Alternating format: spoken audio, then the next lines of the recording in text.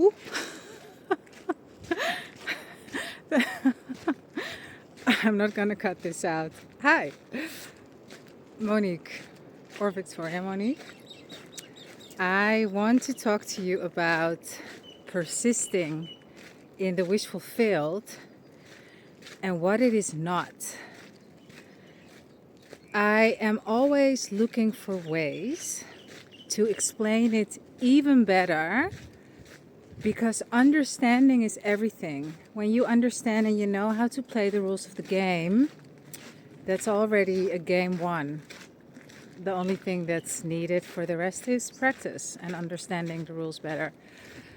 So, persisting in the wish fulfilled, what it is not. Because you know when you are there. I will also give you some pointers on when you know that you're there. But mostly, you're not there. How do you know that you're not there? It's almost there. I can feel it. I had so many birds before land. That's not the wish fulfilled. That is the wish almost there. The wish almost fulfilled. You know that you're not there when you're tracking time, when you are checking progress, when you're interested in results, and also when you don't have energy to focus on different things, when you're only focused on another technique, getting it right, efforting, feeling frustrated and sad. Oh my goodness, this view is so stunning. I'm going to turn the camera for a moment.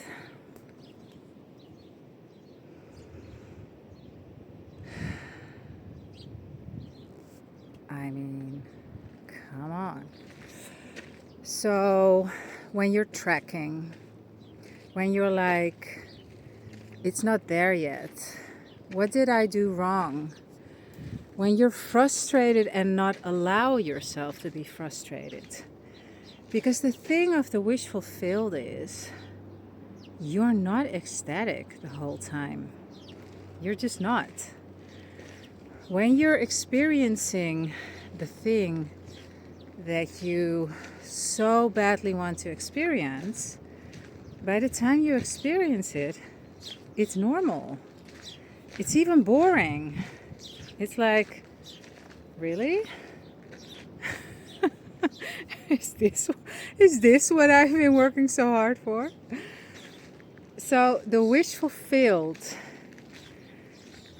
Okay, you do feel at ease and happy, for sure. But you also have moments like, fuck, I thought it would be way more amazing.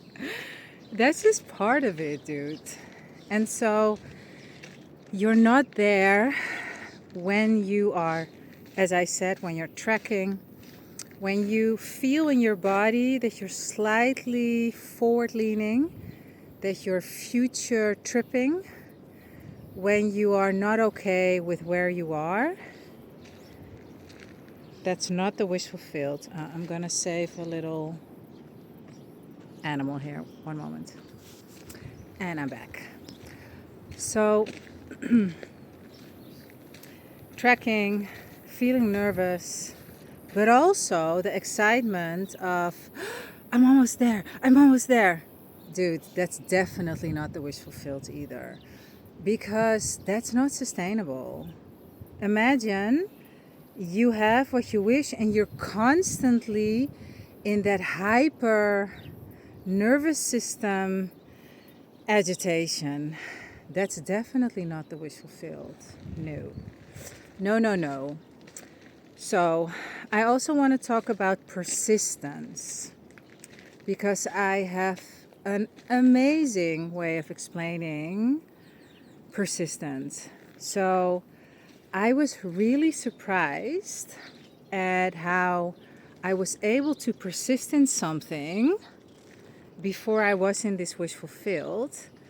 Whereas before, my persistence was, it sucked, to say it interesting way. There was no persistence really. There was doubting, freaking out, panicking, a lot of crying, anger, looking for another video and another video and another coach and another coach. And at one point I thought, you know what, fuck this. I don't want this. This is costing me my inner peace. I don't even want this thing anymore. Fuck it. Later, as it goes, is I got exactly the same challenge. But then it looked a bit different. But it was the same, but it was different. So I thought, okay, I'm seeing this for a reason again. And that is my being wants me to experience this. Otherwise I wouldn't see it again. There's something to transcend here. Otherwise this wouldn't show up again. And this time I was able to persist. And so I was wondering, what's the difference between now and then? And you know what the difference is? The identity. The identity that I was inhabiting when this new request for persistence from my part came up. My identity was down with it. So it was not hard at all. Well, okay, not 100%. It was hardly hard to persist. Yeah, there were some freak out moments for sure. But that's part of the game. Which brings me to another point. When you're in the wishful field, you're allowed to fuck up. No one is 100% happy all the time. We're playing a human game. We're not playing a God fell down on earth and still feels and knows he's a God game. No. We're playing the game. Fuck. I forgot everything. I don't know how to do this. This life, I'm a victim. And then find out that we're not a victim. We're creators of our reality. That's the game we're playing. So you will stumble, you will fall, you will scrape your knee. And I hope that I'm not future projecting, because I'm somewhere where I could stumble very easily, which I won't. That's part of it. And so when you're in the wishful field, then it doesn't matter. You don't make a big deal out of it. You're just like, fuck it. I'll do better tomorrow. Because it's part of the game, dude. Don't make a big deal out of it. If you want to become superhuman, be superhuman. As one of the mentors in a platform that I was a part of for a while used to say, if you want to become superhuman, be okay with being superhuman.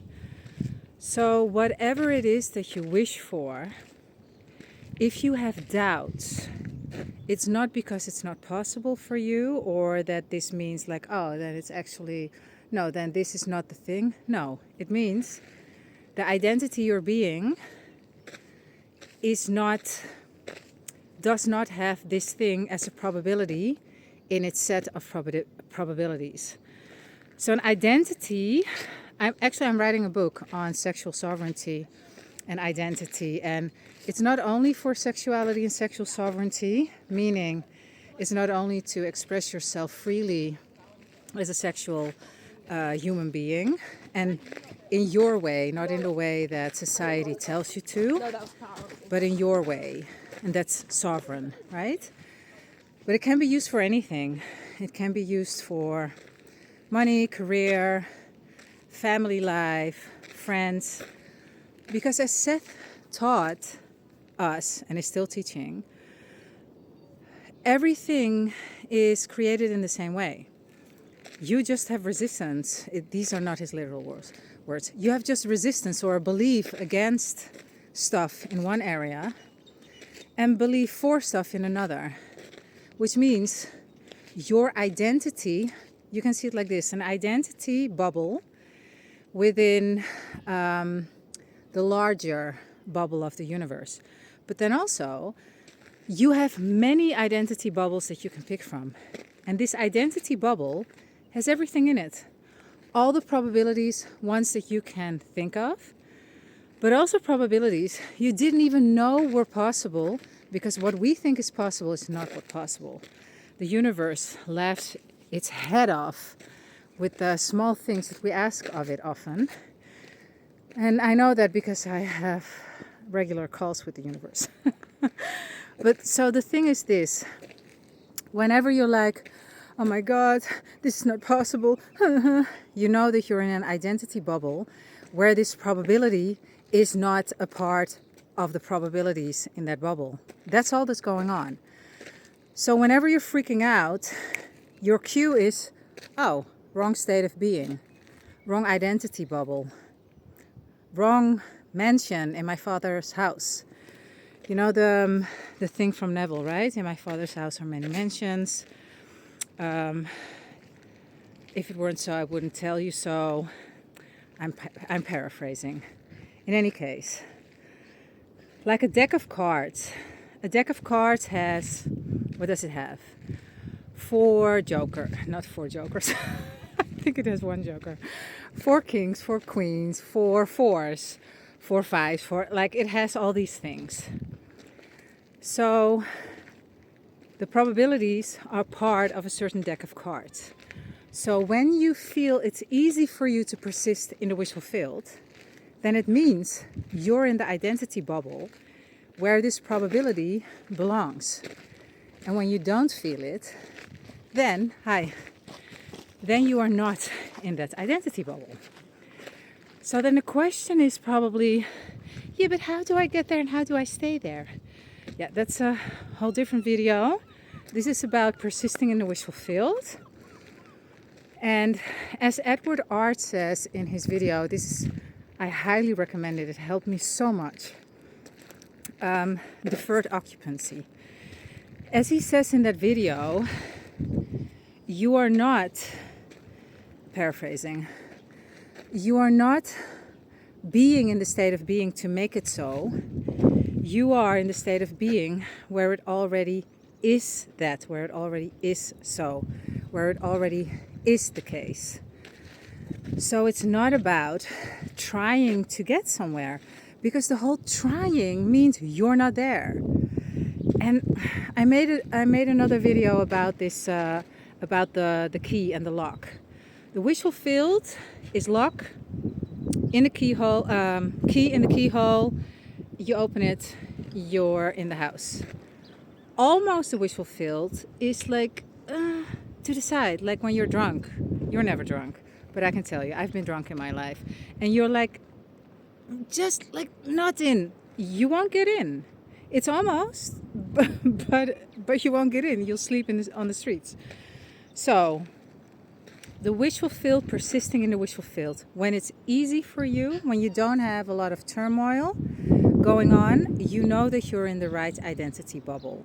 When you start to check, when you start to track time, when you start to make meaning of shit that's happening with regarding to this specific topic, then you also know, and these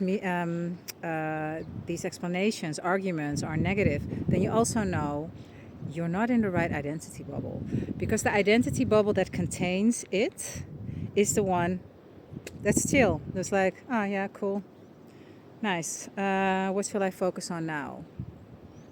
That's it. And it's practice. You will fall in and out of it. You don't have to be 100% on point the whole time. That's not the point. The point is, have some fucking compassion and patience with yourself. That's the point. We came here to discover our power, and we came here to play the human game, and all the emotions are part of the human game. What's not part of the human game is like, my life sucks. That's not part of the human game. Maybe for a minute, but then you snap out of it and then you get on with it. Yeah. So what I'm saying is, suffering is not part of the game. Pain, yes, pain is part of the game. Expansion happens usually through pain. Unfortunately, but that's just the way it is. So yeah, what can I say? Anyway, I know that this helped. Why? Because I intended to. Mm, yeah, I'm thinking, but this is so not interesting for you, so I'm not even going to tell you. So it's not important. If you want to work with me, the details are in the description. If you would like to ask me a question about conscious creation, like how to whatever, my email is in the description as well. And I wish you a beautiful rest of the day. And I wish you all of your wishes fulfilled and all of your dreams come true. That's what I wish for you. See you in the next.